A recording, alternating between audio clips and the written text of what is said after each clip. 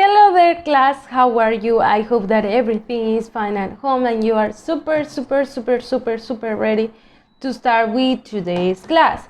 Today we're gonna start keep working in unit 9 and also in the workbook. I have my workbook in here, so I hope you have yours by your side. Today we're gonna start by doing a review about the vocabulary. It's also a review about what we did yesterday. So let's repeat all the vocabulary. Cold, hot, good, delicious, tasty. You can say that food is also terrible. It is popular. It can be pretty, like how does it look, if it looks beautiful. Raw, it means when food is not cooked. As you can see, this is fish, but it is not cooked, so it means that it is raw. Sour, sweet, spicy, like Mexican, we like spicy food. Unusual, different, and traditional. So that's it, because it's an easy vocabulary. We've been practicing about it a lot. So today we're gonna work on workbook pages 88 and 89. In the first page we have it, that is a listening. It's like a short story, a review, and it says activity 6, listen and read, then answer the questions. Life on a boat. And let's listen to it. Pay attention because we need to answer some activities about it. Workbook, page 88, activity 6. Listen and read, then answer the questions. Life on a boat. 11-year-old Glenn Dodd has lived on a boat with his family for the past 2 years. A local radio station is interviewing him. Today on Awesome Adventures, we're talking to 11-year-old Glenn Dodd. Glenn's family has lived on a boat and has traveled around Australia for the last 2 years. Tell me, Glenn, what's it like living on a boat? Well, in the beginning, it was really hard. There are 4 people in my family and a dog. The boat is small, so we were always very close to each other. Wow, I'm sure that was tough sometimes.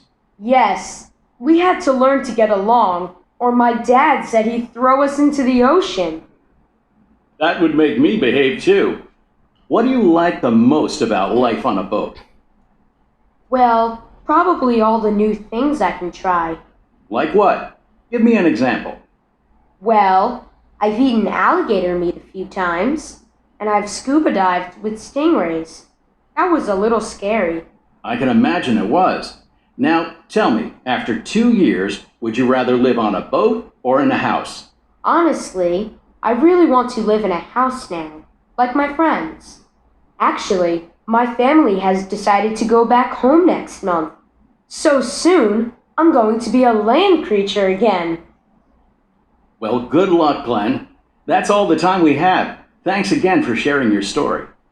Okay, really nice. Question number 1. Where does Glenn Dodd live now? Number 2. What does he like most about living there? Number 3. Do you think Glenn is an adventurous person? Why not? Remember that why not means that you can also say, yes, he is. No, he is. You need to explain, why do you think he's adventurous? Why don't you think he's adventurous? I think he's adventurous because he lives outside, because he doesn't live in a house, etc. So there are a lot of things that you can say about Glenn.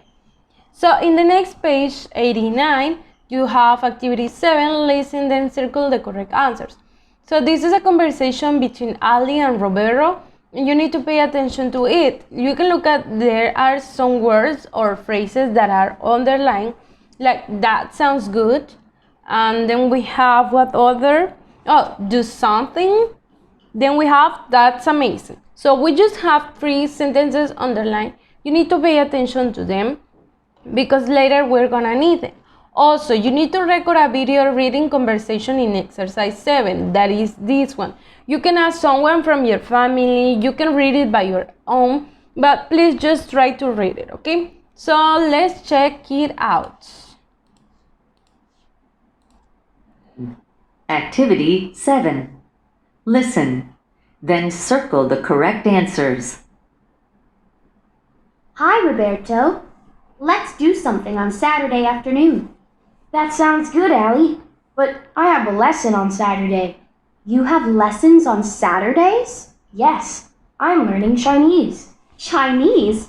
Really? Yes, it's really interesting. Have you ever studied another language? Well, I can speak English and Spanish, but I've never studied another language. It's a lot of fun, and I'm learning a lot. I can say so many things in Chinese already. That's amazing. How do you say hello in Chinese? Ni hao, Allie. Hola, Roberto. Okay, so 1, we have Roberto and Ali are. Number 2, Roberto studies Chinese on. Number 3, Ali speaks. Number 4, Roberto. Number 5, ni hao means. So you have A. And this the other side, B. Okay, so A, friends. B, brother or sister. From number 2, Roberto studies Chinese on Sundays or Saturdays. Number 3 and number 4, you have 2 options for the 5 of this. Activity 8 says, look at 7, this one. Read the underlined expressions, match the expressions with their meaning. Write the letters. Okay, so number 1, number 2, number 3, A, B, or C. Number 1, do something. Number 2, that sounds good. Number 3, that's amazing. Letter A, wow, that's great. Letter B, go somewhere and have fun. Letter C, that's a good idea. Okay, so you need to match them by writing the letter in here. Activity 9, complete with the expressions in 8. So you need to complete the something, that sounds good, that's amazing.